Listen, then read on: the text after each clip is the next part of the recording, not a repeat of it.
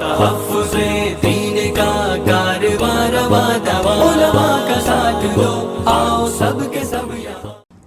آج جہاں سے میں نے تلاوت شروع کی ہے وَكَذَلِكَ عَثَرْنَا عَلَيْهِمْ، یعنی اسی طرح ہم نے لوگوں کو ان پر مطلع کر دیا۔ کیا مطلب اسی طرح؟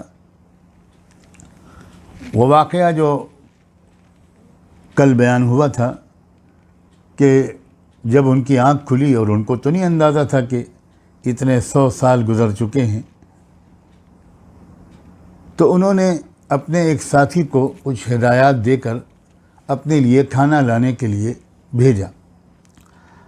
اب وہاں جب پرانے سکے اس قاصد یا نمائندے نے، ان کے اس ساتھی نے دکان والے کو دیے، تو اس نے کچھ پوچھ گچھ کی اور یہیں سے بات کا پتہ چلا کہ یہ تو وہ لوگ ہیں، یہ نوجوان تو ان لوگوں میں سے ہے۔ تو اس کا شور مچ گیا، شہر میں چرچا ہو گیا۔ یہاں یہ بات سمجھیے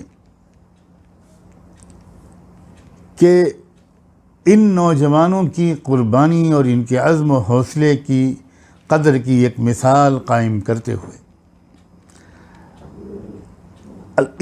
اس مدت میں اس ملک میں اور اس ملک کے اس خطے میں ایک زبردست انقلاب برپا ہو چکا تھا۔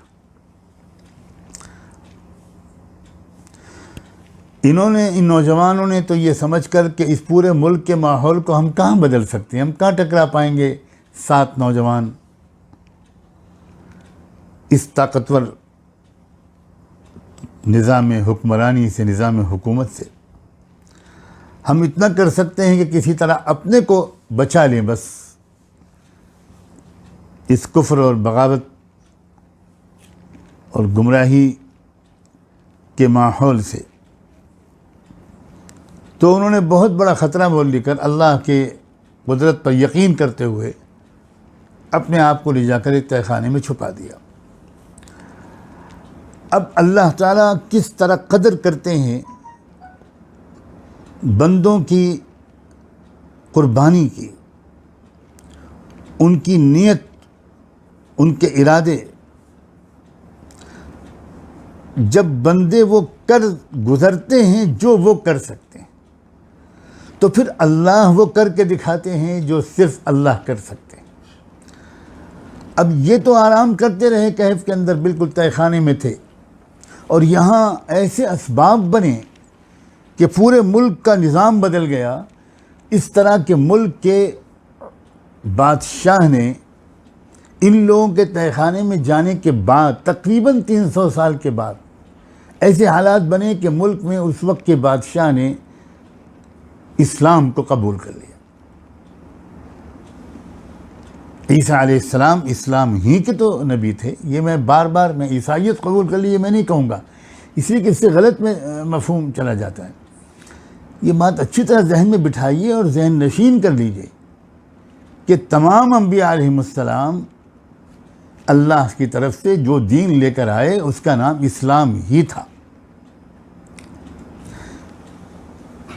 تو اس بادشاہ نے اسلام قبول کر لیا اور پورے ملک کا ماحول بدل گیا، پورا ملک ایمان اور اسلام کے رنگ میں رنگ گیا۔ اب چرچا تو یہاں چل رہا تھا کہ بھئی کیا آج ہمارے دن بدلے، ہم لوگ اب اس وقت اتنے آرام سے حق کے راستے پر، اسلام کے راستے پر چل رہے ہیں۔ ایک ہمارے ہی شہر کے کچھ نوجوان تھے جنہوں نے اپنی جان جوکھم میں ڈال کر کہاں چلے گئے، وہ اتنا تو لوگوں کو معلوم تھا کہ غائب ہو گئے ہمارے درمیان سے۔ اور جب 7 لوگ غائب ہو گئے تو کیوں غائب ہوئے؟ ایک ایک گھر میں جب بات پھیلی ہوگی گھر سے تو یہی تو کہا گیا ہوگا کہ بھئی ان لوگوں نے تو اپنا مذہب بدل لیا تھا اور ہمارے ظلم و ستم سے، ماحول کے ظلم و ستم سے گھبرا کر کہیں چلے گئے۔ اب یہاں وہ ماحول اللہ نے بدل دیا اپنی قدرت سے۔ جو کام ہم نہیں کر سکتے وہ سب کام اللہ کر سکتا ہے۔ یہی یقین سکھانا بہت بڑا مقصد ہے۔ یہ دیکھو تم جو کر سکتے ہو اس کے کرنے میں کوتاہی نہ کرو. تم جان و مال کی قربانی دے سکتے ہو, تم ہجرت کر سکتے ہو, تو تم جو کر سکتے ہو وہ کر گزرو گے تو پھر اللہ پھر وہ کر کے دکھائے گا جو اللہ کر سکتے. چنانچہ اللہ نے وہ کر کے دکھایا. اب جو ان کی خبر پھیلی تو معاشرے کے اندر ایک عجیب کیفیت ہو گئی, جشن کا سما ہو گیا.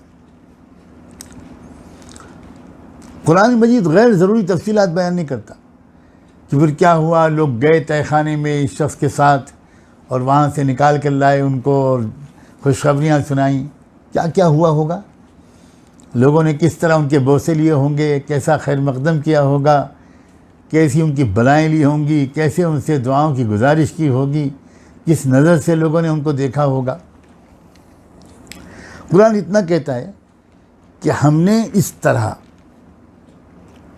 ان کی موجودگی پر لوگوں کو واقف کرا دیا, مطلع کر دیا. اور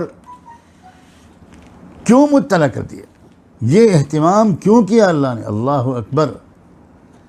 لِيَعْلَمُوا أَنَّ وَعْدَ اللَّهِ حَقٌّ, تاکہ اب لوگ اچھی طرح علم الیقین اور عین الیقین حاصل کر لیں, اس بات کا اچھی طرح یقین سمجھ لیں کہ اللہ کا وعدہ ہمیشہ برحق ہوتا ہے. ان نوجوانوں کو بھی مزید یقین ہو